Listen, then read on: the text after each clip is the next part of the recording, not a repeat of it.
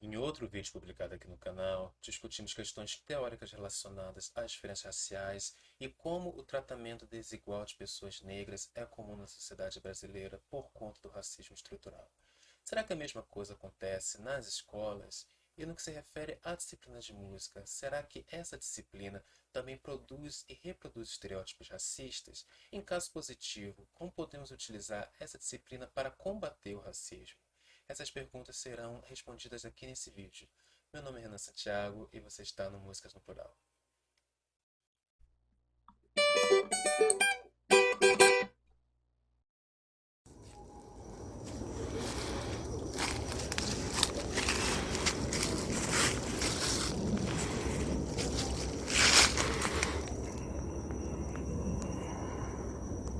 Ok, e como isso então acontece na escola? Como as questões raciais perpassam o ambiente escolar? Primeiramente, a gente percebe um histórico de preconceitos e discriminações contra professores e estudantes negros. Isso não sou eu que estou falando. Pesquisas acadêmicas provam isso. E também, se você quiser fazer uma rápida consulta ao Google, você vai perceber que várias matérias jornalísticas indicam o mesmo fato. De fato, professores e estudantes negros sofrem preconceito nas escolas, na realidade brasileira, pelo fato de serem negros. E além disso, não é só a pessoa em si que vai ser excluída, que vai ser alvo de preconceitos, mas também a história, a cultura e o conhecimento negro também são desvalorizados dentro do currículo escolar. Porque o nosso currículo ele vai ser muito centrado no conhecimento europeu. É isso que alguns teóricos, principalmente Boaventura Sousa Santos, chama de epistemicídio. O que seria epistemicídio? Episteme vem de conhecimento, e sídio ali seria uma parte de homicídio, né? Ou seja, seria o assassinato de um certo conhecimento, uma omissão, um silenciamento de uma episteme, de um saber que acaba sendo excluído, silenciado, omitido do currículo escolar. E nesse caso a gente percebe que, de fato, o conhecimento europeu, o conhecimento norte-americano, ele é muito valorizado no currículo escolar, enquanto o conhecimento negro, ele muitas vezes é subvalorizado. E a história também sempre é contada sobre a ótica do colonizador. Lembra do vídeo sobre teoria decolonial? Então a gente tem os negros nos livros escolares, principalmente, muito retratados como escravos, nessa condição de escravidão, e não como eles realmente são descendentes de reis, rainhas, engenheiros e filósofos. Sim, os africanos que foram forçosamente trazidos da África não eram qualquer pessoas, eram pessoas da alta hierarquia na África. E isso acaba sendo abafado, isso acaba sendo não ensinado pela maioria dos livros escolares. Não se fala dos grandes impérios africanos, não se fala dos impérios de Gana, não se fala dos impérios Banto, que tinham reis, rainhas, riquezas. Sempre o continente africano é retratado como um continente pobre, como um continente privado de recursos, o que não é exatamente verdade. E também uma coisa interessante é que a gente começa a falar sobre a África quando o europeu chega à África. Tá bom, mas não há história anterior, não existe, não aconteceu nada antes dos europeus chegarem para colonizar aquele continente. Claro que sim. Então a gente acaba sempre contando as histórias sobre essa óptica do colonizador. Agora é necessário fazer todo o empreendimento de pesquisas para a gente conseguir contar agora as histórias sobre a ótica daqueles que foram colonizados, da ótica das próprias pessoas negras. E também a gente tem uma falta de representatividade e um excesso de representação. O que seria representatividade? É você se sentir representado. Por exemplo, quando você é, assiste um filme ou uma novela, você percebe que tem algum ator que se parece com você. Por exemplo, a maioria das novelas, antigamente, não colocavam protagonistas negros, não colocavam protagonistas negras. Isso então fazia com que pessoas negras não se sentissem representadas nessas novelas. E muitas vezes as pessoas poderiam até ter uma autoestima baixa. Poxa, então a sociedade, a mídia não me retrata como protagonista, então também não posso ser protagonista na vida. Percebe como indiretamente os discursos da mídia podem criar até mesmo complexo nas pessoas? Então o que é feito? muitas vezes, ao invés da representatividade, é feita a representação. Representação é uma coisa negativa. É justamente uma pessoa representar uma outra que é diferente. Ou seja, uma pessoa branca, por exemplo, buscar dizer o que é uma pessoa negra, sobre o seu olhar, sobre a sua vivência. Isso não é representatividade, isso é representação. Por exemplo, ainda falando sobre essa questão de mídia, de cinema, de novelas, de televisão, era muito comum há alguns tempos atrás, lá na década de 20, na década de 40, quando a televisão ainda era preto e branco, acontecer aquilo que chamam em teatro de blackface, que eram atores brancos se pintarem de negro, de preto, né? Para assim representarem personagens negros. Isso é uma coisa extremamente racista, porque, em primeiro lugar, porque não se convidava de fato atores e atrizes negras para fazer esse papel? Porque pintar um ator branco, né, isso é completamente equivocado. E muitos desses personagens acabavam sendo bastante estereotipados, acabavam sendo bastante assim uma representação negativa da identidade negra. Então, nesse sentido, essa representação que muitas vezes a gente vê na escola e nos livros escolares, as pinturas que são feitas das pessoas na época da escravidão, as pessoas negras sempre subordinadas às pessoas brancas, sempre em um lugar de pobreza, sempre em um lugar de opressão, isso é uma representação. O interessante seria se a gente pudesse, por exemplo, convidar pessoas negras para também auxiliar na composição dos livros escolares, buscar por pesquisas, fazer pesquisas, por exemplo, de imagens que buscassem representar melhor as pessoas negras, não só no período colonial, mas em todo o período da história. Isso poderia ser bem favorável para a educação.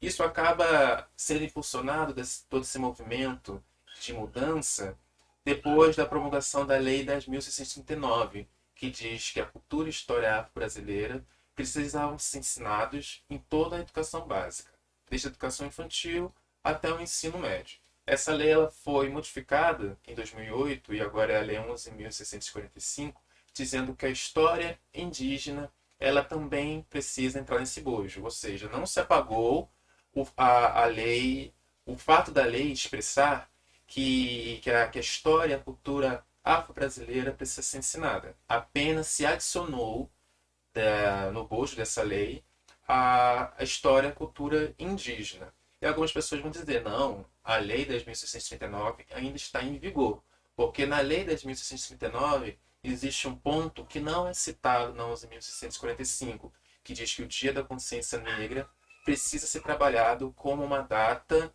no calendário escolar. E isso não acabou sendo retransmitido, né, na Lei 11.645. Então, algumas pessoas vão dizer, não, a Lei 11.645 ela substituiu a 10.639. Outras pessoas vão dizer, não, a Lei 10.639 continua em vigor. Mas, sem dúvida, o que a gente não pode negar é que a Lei 10.639 ela é muito importante para o movimento negro, é um marco histórico, e também que, independentemente da Lei 11.645 ter substituído ou não a 10.639, a questão da obrigatoriedade do ensino da história e cultura afro-brasileira continua de pé, porque a Lei 11.645 não invalidou essa parte, né, de que a história, a cultura africana e afro-brasileira precisam ser ensinadas na escola. Contudo, a formação de professores pouco prepara para o cumprimento da lei.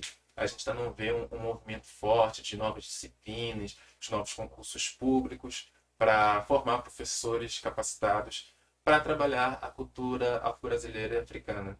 E por isso mesmo, esse é um dos objetivos do portal Música no Plural.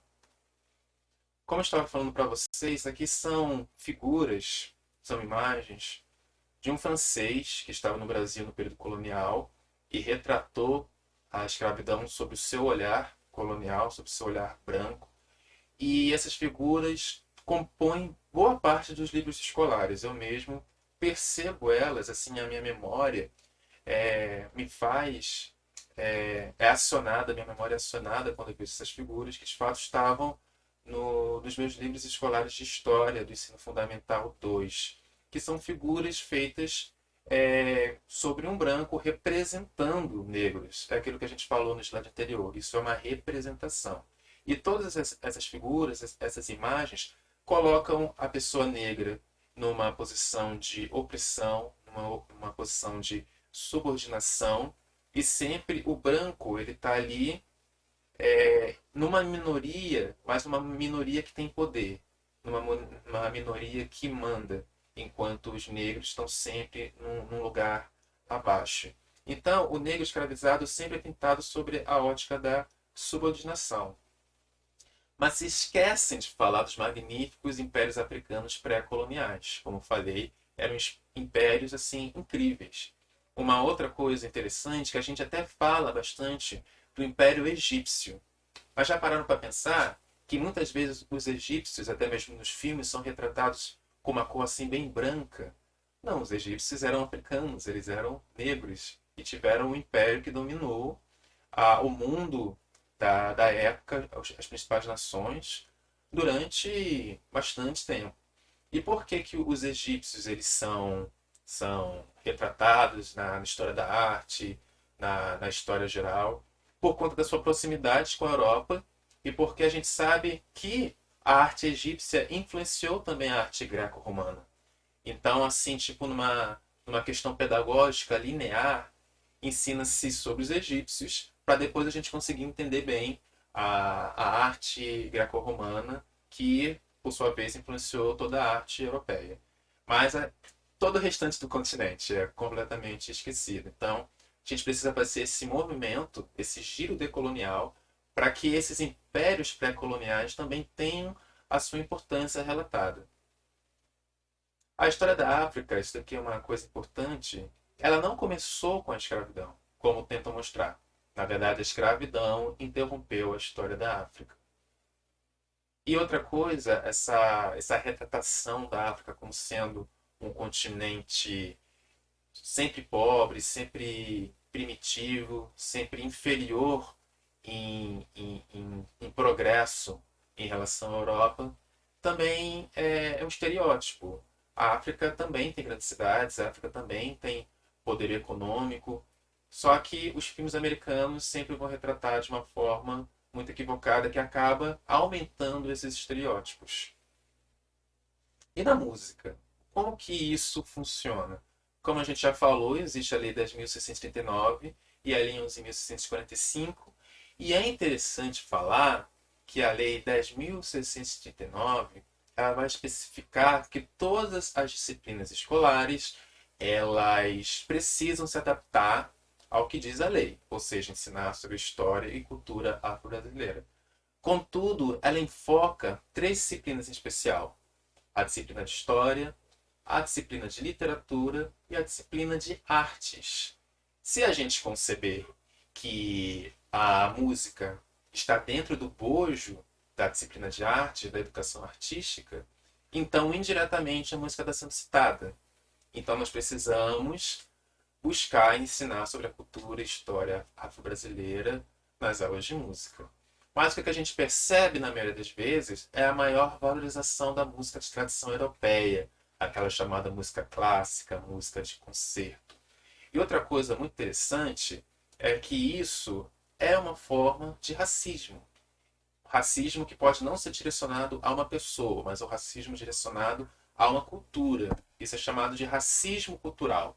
Quando a gente desvaloriza certa cultura por conta da sua origem racial, a música negra é uma música feita originalmente por negros, então ela tem menos valor do que uma música branca, uma música originalmente branca. Isso também é uma forma de racismo. Então, quando a gente não verifica a presença da música negra, da música afro-brasileira, da música africana nos currículos da aula de música, na formação dos professores, isso diretamente é uma forma de racismo cultural. E além desse racismo cultural, a gente percebe também, pesquisas mostram, que pessoas negras têm dificuldade em ascender a cargos de prestígio, como a docência universitária, a composição e a regência. É difícil você encontrar um negro lecionando na universidade. Eu, no momento, eu sou professor substituto da UFRJ, estou gravando esse vídeo em 2022, e alguns alunos já falaram para mim que eu sou o primeiro professor negro que eles têm. E, de fato, tem poucos colegas negros lá na UFRJ. E isso se dá por conta do racismo institucional, que, no qual a sociedade talvez ainda não tenha aprendido que haver, né, pessoas negras em um lugar de prestígio, como a docência universitária. Mas também a gente percebe poucos professores, perdão, poucos compositores negros, e ainda menos regentes negros. Pesquisas também mostram, né, que a regência da música erudita, esse cargo de alto prestígio, ela é praticamente toda formada por homens brancos. É difícil você ver mulheres, é difícil você ver homens negros, e mais difícil ainda é você ver mulheres negras regendo orquestras, regendo coros, entre outras formações. E o problema se torna, como falei agora, muito maior para mulheres negras, sobretudo as transgêneras. Uma mulher transgênera negra regendo uma orquestra eu realmente não conheço. Adoraria conhecer, mas não conheço. E nisso, muitas pessoas vão falar, ah não, mas a minha universidade ela valoriza bastante a música popular, que é uma música de origem negra. De fato, muitas universidades vão ter essa vertente mais popular e incluem no repertório das aulas o choro, o samba, entre outras músicas brasileiras, né? Mas será que isso é suficiente para dizer que a universidade está valorizando a musicalidade negra? Como um todo, talvez não.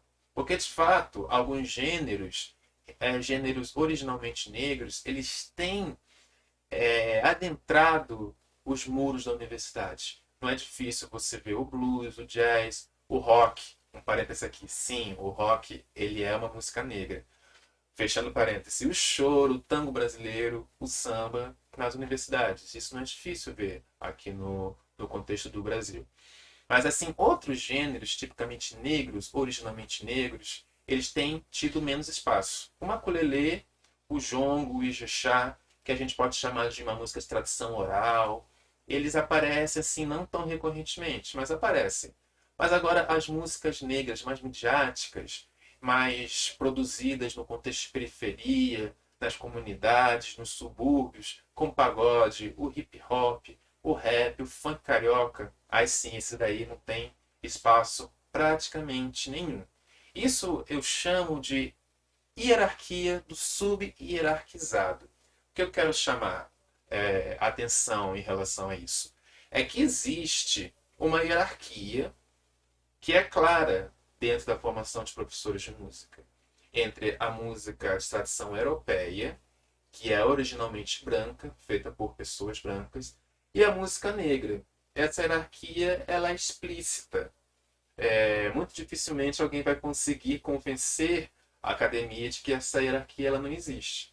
Ela é explícita. Só que dentro desse contexto aqui de sub-hierarquia dos gêneros musicais originalmente negros, ainda vão existir outras hierarquias, sub-hierarquias, no qual alguns gêneros negros são mais bem aceitos, como mostrei, o blues, o jazz, o rock.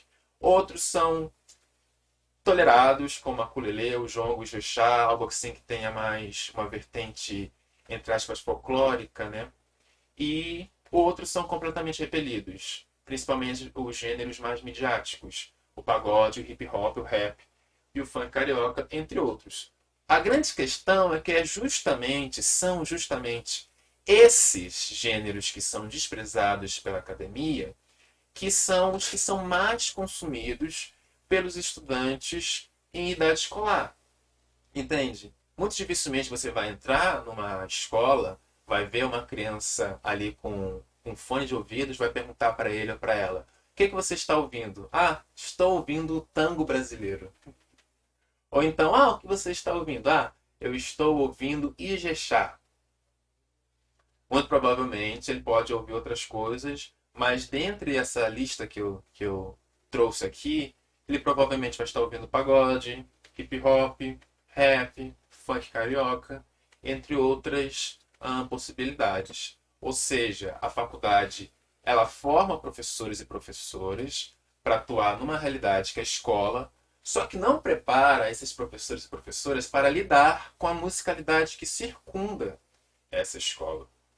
Isso a gente pode chamar de violência simbólica. Ou seja, esse professor, por conta dessa formação, ele vai chegar na escola e vai ensinar conteúdos, conceitos, musicalidades que não necessariamente têm alguma coisa a ver com com a realidade, com a identidade musical desses estudantes. Ele vai empurrar um conhecimento que não é o conhecimento de vida desses estudantes.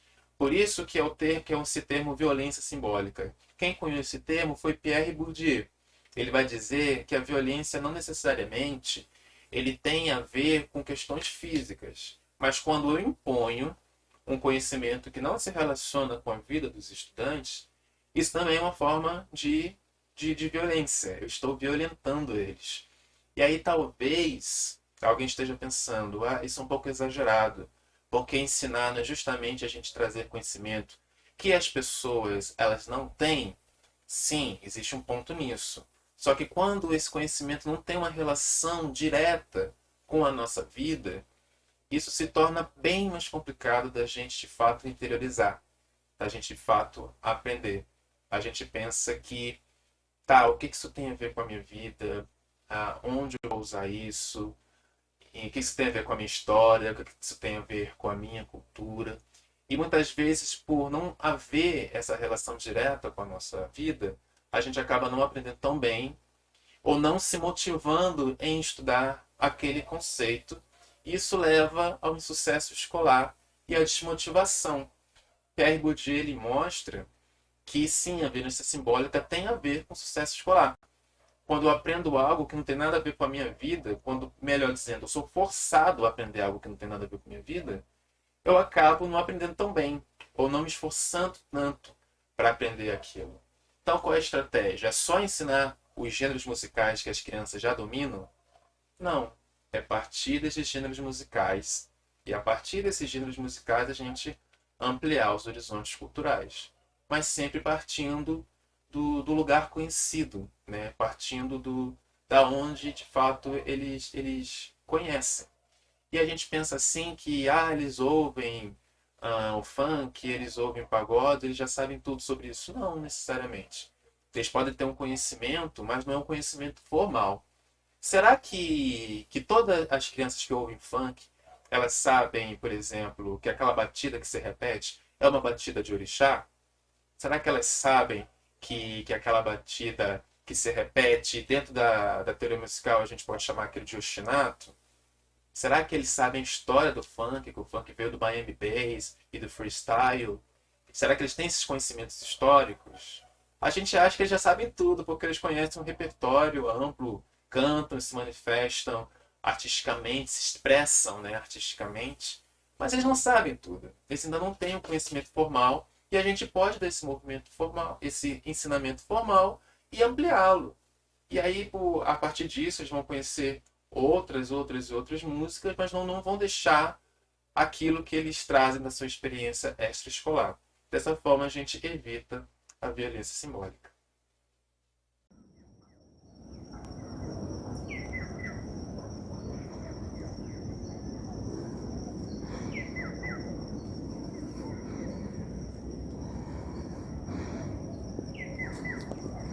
Agora, eu gostaria de trazer para vocês resultados de entrevistas que eu fiz ano passado, 2021, que a ideia era justamente conversar com outras pessoas negras, que também são professoras e professores de música, a fim de entender melhor como que a música e a educação musical pode combater os preconceitos raciais. Eu conversei com a Raquel, mãe por esse gênero homoafetiva negra, e professora também em homens psicólogos, e Leonardo, um homem negro cisgênero homoafetivo, militante do movimento negro LGBT e doutorando em música pela FRJ. De forma geral, eu perguntei para eles como a sua identidade racial é tratada pela sociedade. Como a música, enquanto disciplina escolar, tem potencial para reduzir estereótipos relacionados às diferenças raciais. Como o tratamento de questões relacionadas às diferenças raciais perpassou a sua formação e como aulas de música podem contribuir para o combate aos preconceitos e discriminações em diferentes etapas da educação. Os resultados, depois de analisar entrevistas, eu cheguei em algumas categorias. Tratamento desigual do negro na sociedade, superficialidade do tratamento do tema na escola regular, interseccionalidade entre raça e outros marcadores, racismo epistêmico na universidade e na produção de conhecimento, e possibilidades para o ensino de música. No que se refere ao tratamento desigual do negro na sociedade, as entrevistas foram unânimes em mostrar que sim, não tem, isso não é mimimi, isso não é um exagero. A pessoa negra, ela tem que tratamento desigual e inferior na sociedade brasileira. O Leonardo contém isso mais especificamente no curso de música. Ele começou a fazer bacharelado de piano e ele precisou parar, porque ele sofreu bastante por conta da sua carga racial. Porque, como ele mesmo dizia, era um negro tocando uma musicalidade que originalmente era branca, né? Bach, Beethoven, Haydn, Chopin, entre outros. Então ele percebia que os olhares que eram direcionados para ele quando ele estava tocando eram olhares diferenciados, a reação da plateia, as palmas não eram as mesmas que seus amigos grandes recebiam. Então toda essa carga racial fez ele optar por desistir do curso de bacharelado em piano, que é um curso extremamente elitista, né? E o próprio piano é um instrumento elitista, e a carga racial fez com que ele saísse do curso, optasse pela licenciatura, que é um curso mais longo. Mas, sem dúvida, a gente percebe que esse tratamento ele não só acontece na sociedade, ele também vem para dentro da universidade, porque a universidade, faz parte da sociedade, tende a reproduzir o que acontece nela. E a superficialidade do tema na escola regular. A Raquel, que é a professora, a gente fala que, em geral, só se fala do negro e da cultura africana quando chega em novembro. Por quê? Porque é o dia da consciência negra. Mas a cultura africana é muito mais do que isso, né? Então, um dia não é suficiente. Em outros países, por exemplo, você tem um mês da história negra. Nos Estados Unidos, no Canadá, em alguns países da Europa. No Brasil, isso ficou restringido a um dia. E, na verdade, todos os dias são dias da consciência negra. A gente fala que todos os dias são dia da mulher, todos os dias são dia do indígena. A gente não pode esquecer desses temas e só tratar os feriados específicos. E também o Leonardo adiciona que o currículo de música, sim, é bastante racista. Justamente porque ele vai ocultar, de forma geral, a musicalidade que é tipicamente afro-brasileira e africana. Interseccionalidade entre raças e outros marcadores. A Raquel, por exemplo, é uma mulher negra que tem um quarteto de cordas também formado por outras mulheres negras, que busca divulgar a obra de outras mulheres, preferencialmente mulheres negras. E ela diz, né, que isso tem chamado muito a atenção, porque mulheres tocando tá legal, é até normal, entre aspas. Mas agora mulheres pretas, faveladas, tocando um instrumento erudito, isso é o que mais chama a atenção. Então, nisso, raça e gênero se interseccionam e provocam, às vezes, até mais preconceitos, mais estereótipos, mais estigmas. E também ela reforça isso dizendo que se fossem os meninos do processo do projeto social onde ela trabalha, o projeto social da Grota, que se eles se juntassem para fazer um quarteto, todo mundo ia achar engraçadinho, por serem meninos da comunidade e tal. Mas o conjunto dela tem ganhado uma grande visibilidade, tem chamado a atenção justamente por serem quatro mulheres negras tocando. Mas ela questiona, por que isso é tão extraordinário? Não deveria, deveria ser algo normal. E também o Leonardo, ele vai fazer uma intersecção agora não entre raça e gênero, mas entre raça e classe. Isso foi muito interessante porque eu perguntei se a questão racial ela influenciou nessa tomada de decisão dele em abandonar o bacharelado em piano. Ele disse total. Por quê? Porque era um curso que ele não conseguia terminar, porque o percurso de vida de muita dificuldade, falta de dinheiro para se manter no Rio de Janeiro, uma família pobre, uma família humilde, uma família com muitas demandas e necessidades. Ele teve que se virar sozinho, com pouco tempo de estudar, tal coisa. E aí foi bem interessante refletir sobre esse trecho, porque ele está falando somente de questões de cunho econômico, sabe? Que são que muitas pessoas pobres passam. Então parece que ele fugiu à pergunta, porque eu perguntei sobre questões raciais, e ele deu uma resposta muito pautada nas dificuldades econômicas. Mas não, ele está falando sim de raça, porque as pesquisas mostram que a pobreza no Brasil ela tem cor e ela é negra. 75% das pessoas que se declaram pobres no Brasil, que são consideradas pobres, são pessoas negras. Então, de fato, a questão do, da falta de recursos econômicos está muito relacionada também à questão racial. Então, a raça ela vai se relacionar com o gênero, vai se relacionar com a classe e também com outros marcadores. A gente não pode pensar raça como algo independente. Não, é algo que está mesclado com outros marcadores identitários. E o racismo epistêmico também aparece na universidade e na produção de conhecimento. Por exemplo, a Raquel falou que durante a formação dela praticamente nada foi tratado sobre o tratamento das questões raciais, né? Mesmo existindo uma lei impondo isso. Então perguntei, você sentiu então carência nessa formação? E ela respondeu sim, categoricamente. De fato, acaba que a gente precisa pesquisar por fora, fazer nossas próprias pesquisas para conseguir material para a gente ensinar sobre história e cultura afro-brasileira. Porque a própria universidade a própria universidade acaba não tratando tanto desses temas. E aí o Leonardo ele também vai falar sobre isso, porque ele está fazendo doutorado e ele percebeu que ele não tinha, entre a lista de autores, outras pessoas negras para dialogar no início, né? Depois ele conseguiu reverter isso. Então ele sentiu que sofreu uma ação necropolítica, porque enquanto homem negro, ele não conseguiu dialogar com a sua pretitude, ele não conseguiu outros acadêmicos negros. A própria universidade acabou embranquiçando ele. Então isso também é uma forma de violência, uma violência simbólica. Mas a gente tem que registrar que as coisas estão mudando. A gente está bem nesse processo de mudança. Pode ser que não mude a contento, mas existem tentativas de mudança. Ano passado, em 2021, o Instituto Villa-Lobos, que é exatamente onde o Leonardo estudou e não conseguiu completar o curso de piano, ele emitiu a seguinte nota que eu gostaria de ler com vocês. O colegiado do Instituto Villa-Lobos, em reunião extraordinária, realizada nos dias 8 e 22 de janeiro de 2021, após uma série de debates com convidados nacionais e internacionais, em sintonia com as reivindicações feitas pelo corpo discente, decidiu vir a público para reconhecer que, apesar dos importantes avanços das últimas décadas, os cursos de música oferecidos ainda são marcados por um forte eurocentrismo, refletindo o racismo estrutural que, historicamente, tem caracterizado a sociedade. Valorizando a luta pela justiça social, o respeito às diferenças, a pluralidade de ideia e reconhecendo a importância do trabalho crítico com as diferentes epistemologias e legados histórico-culturais dentro do contexto da Universidade Pública Brasileira, este colegiado se compromete, a partir do diálogo fundamental com os discentes e a sociedade em geral, promover mudanças concretas a curto, médio e longo prazo nos currículos e de forma mais ampla em suas atividades de ensino, pesquisa e extensão. Então, existe esse reconhecimento. Vamos ver como que isso vai se desenrolar, como que as questões vão mudar na Unirio a partir e nas universidades em geral, depois dessa nota, e vamos torcer para que de fato isso aconteça. Essas mudanças que tanto esperamos. Finalmente, possibilidades para o ensino de música. Os entrevistados falam que a música, sim, ela pode ajudar nesse combate contra o racismo, contra a discriminação racial. Em primeiro lugar, usar um repertório e instrumentos de diáspora. Aí o Leonardo cita que podem ser utilizados cantos dos orixás, instrumentos musicais de diáspora, e também não basta só você utilizar ali um repertório originalmente negro, ou trazer instrumentos de diáspora, instrumentos afro-brasileiros, como o afoxé, como o xequerê, como os atabaques, para ensinar um conhecimento que é branco, um conhecimento que é europeu.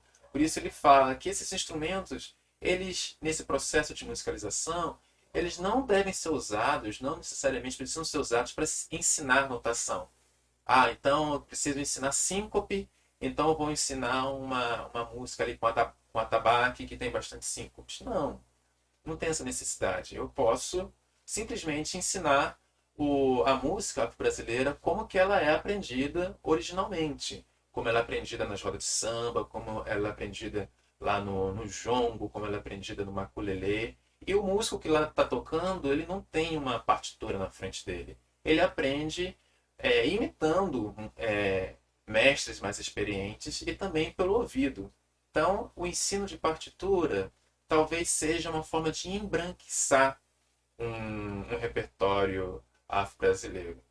E aí, também o lugar da pesquisa é muito interessante, porque a gente tem internet hoje em dia, a maioria das pessoas tem acesso a computador, acesso a celular, então a gente pode utilizar essas ferramentas para instigar os estudantes a procurarem mais e mais músicas afro-brasileiras, não só e de matriz africana, não só no Brasil, mas também na América Latina como um todo. E também na própria África. É mais ou menos o que eu peço para vocês, eu falo bastante. Gente, esses aqui são os resultados da minha vivência, daquilo que está perto de mim, daquilo que eu pude aprender convivendo com pessoas diferentes. Mas vocês também podem fazer a mesma coisa na região de vocês. Talvez aí onde você more, a cultura afro-brasileira seja diferente daquela que eu trago aqui para vocês. Então você vai fazer o mesmo processo, um processo de pesquisa, um processo de contato, um processo de familiarização com culturas diferentes e que isso vai somar bastante para sua, não só para você enquanto professor, para o seu trabalho enquanto professor, enquanto professora, mas para a sua vida em geral. Então, eu espero que esse portal aqui não seja algo a ser copiado. Na verdade, eu estou querendo trazer um exemplo para que vocês façam algo semelhante. Então, da mesma forma que eu faço pesquisas, vocês também podem fazer pesquisas semelhantes. E essas pesquisas podem ser feitas, inclusive, em sala de aula com seus estudantes, e para isso utilizando a internet. E quando eu falo internet, não somente é, fazer pesquisas no YouTube, mas também conversar com pessoas que estão distantes. Às vezes você não pode falar com quem está lá no Rio Grande do Sul, pessoalmente, não pode ir até o Rio Grande do Sul, mas agora a gente tem o Zoom, a gente tem o Meet, a gente tem diferentes possibilidades de conversar com pessoas que estão distantes de nós. Então a internet, ela une quem está distante. Então esse lugar de pesquisa e o uso das tecnologias também pode favorecer o ensino multicultural e decolonial. E a postura docente inclusiva, eu achei isso muito interessante.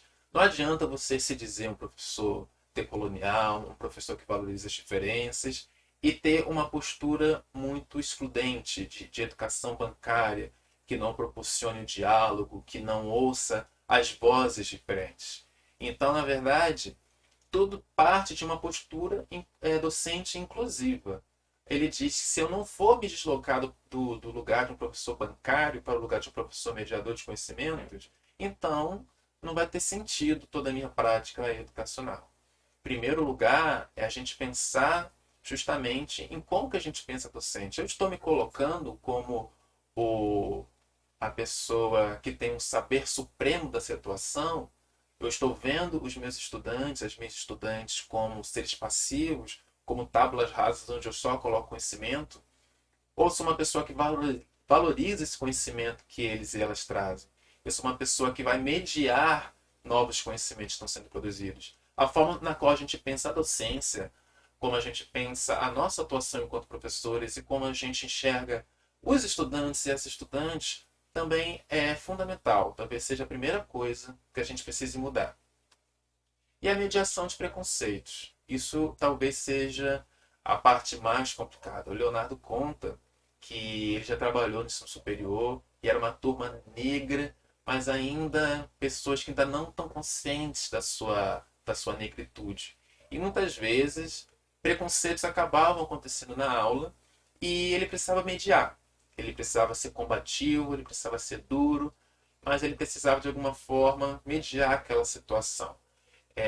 Então, ele fala que não era um professor que propunha para a turma, ele propunha um debate e aguçava esse debate coletivo. Então surgiu lá uma questão, por exemplo, eu não posso tocar esse repertório porque a minha igreja não permite.